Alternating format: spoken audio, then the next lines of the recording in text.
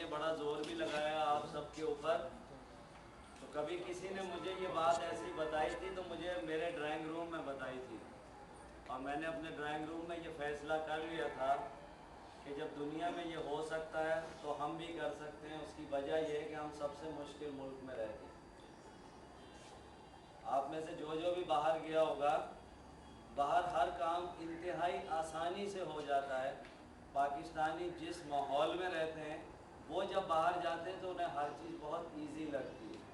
यहाँ के जितने फेल शुदा स्टूडेंट होते हैं वो बाहर जाके ऐसे ही पास हो जाते हैं। ये बात पता है? जिससे बीएससी क्लियर नहीं होती, बीकॉम क्लियर नहीं होता, वो बाहर एमबीए करके आ जाता है। उसकी वजह ये है कि वहाँ पे सिस्टम होता है। तो उस वक्त ये फैसला किया था कि इस सिस्टम को यहाँ पर राइज करेंगे। उसकी वजह ये थी कि सबसे ज़्यादा बीमारियाँ जो थी वो पाकिस्तान में पाई जाती थी हमारे घरों में। आप सबके घरों में कोई एक भी आदमी सेहतमंद है? नहीं है ना? कोई एक आदमी ऐसा है कि जो लाख एक रुपए कमा के गवर्नमेंट को भी 10-20 हज़ार दे दिया करे महीने का कि लोग किसी अफसर को तनख्वाह दे देना? ऐसा है कोई? मैं भी एक गवर्नमेंट मुलाजिम था 17 ग्रेड का। एज पर एजुकेशन में ACM में हूँ। ACM का पता है? CA के बराबर हो, ठीक है। तो लगा था जाके डिफेंस मिनिस्ट्री में अच्छे से ओहदे पे, इसलिए कि मेरे वालिद साहब वहाँ पे 19वें ग्रेड में थे।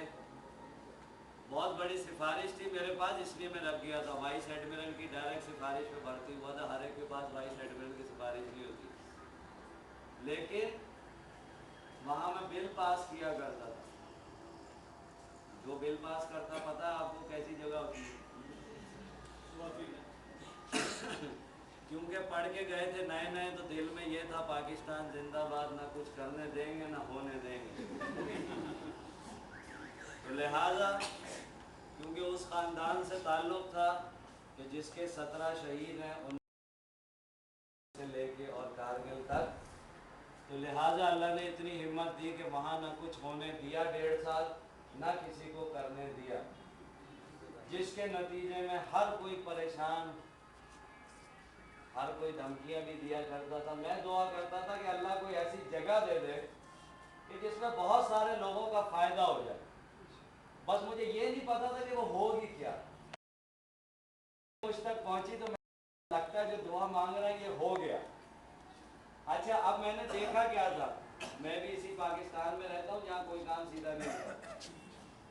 तो वहाँ मैंने जब मिखाइल गोर्बाचोव को देखा, महातिर मोहम्मद को देखा, चांसलर जर्मनी को देखा, और यूनाइटेड नेशंस को इस कंपनी के आज़ादी मेंबरशिप देते हुए देखा, और सबसे ज़्यादा ख़वातीन को देखा ये कारें और ये सब लेते हुए, मैंने कहा कि अब ये काम हुआ ही हुआ। क्योंकि दुनिया में जब ये ऐसे हो रहा है तो पाकिस्तान में ये हुआ ही हुआ। नतीजा ये हुआ कि जिस तरह इन्होंने आपको आज इतना जोर लगाया, मुझे किसी ने इतना जोर नहीं लगाया। इन्होंने आपको सब कुछ दिखाया इधर, और अब भी अगर आपने नहीं किया तो आपको खिड़की खोल के फेंक देना चाहिए। नहीं, मैं मजाक नहीं कर रहा।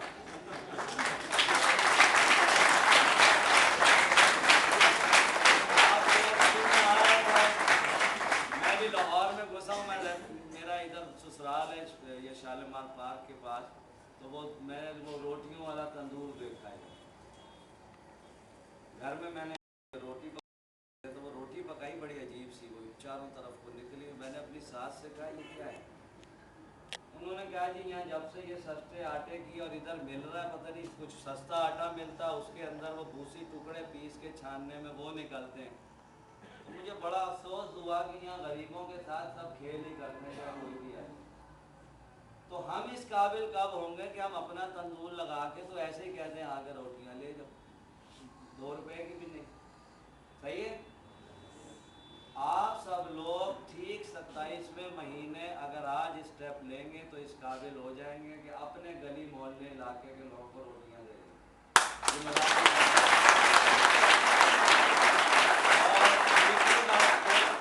देंगे का चक्कर नहीं होता, इधर कोई नहीं है, दे देंगे, हो जाएगा, कर देंगे, 2009 में हो जाएगा, हम वो नहीं है। हम कहते हैं ये कर दिया, ये हो गया, ये सब खड़े हैं, तुम भी चाहोगे तो ये सब कर लो। ठीक है, यहाँ जितने लोग हैं वो इस काबिल हैं कि वो ये कर रहे हैं जो मैंने आपको बताया, और ये सब किया क्योंकि मैंने 27 महीने में किया था, वही आपको बताया। उस वक्त कोई रोड नहीं बनी थी। बात ये होती थी अमेरिका में ऐसा होता है, अफ्रीका में ऐसा होता है, तो फला मुल्क में ऐसा होता है। अब ये आलम है कि हम कहते हैं लाहौर में ऐसा होता है, कराची में ऐसा होता है, फैसलाबाद में ऐसा होता है, इस्लामाबाद में ऐसा होता है। ये अब आसान हो गया ना, अब सिस्टम बन गया। अब लोग 18 से 20 महीने में वहाँ पहुँच जाते भी हैं, पहुँच जाती भी हैं, बशर्ते कि आप एक डायरेक्शन में काम करें, बिल्कुल फोकस्ड होके। आप सबके घर पानी सुना बहुत अच्छा आता है,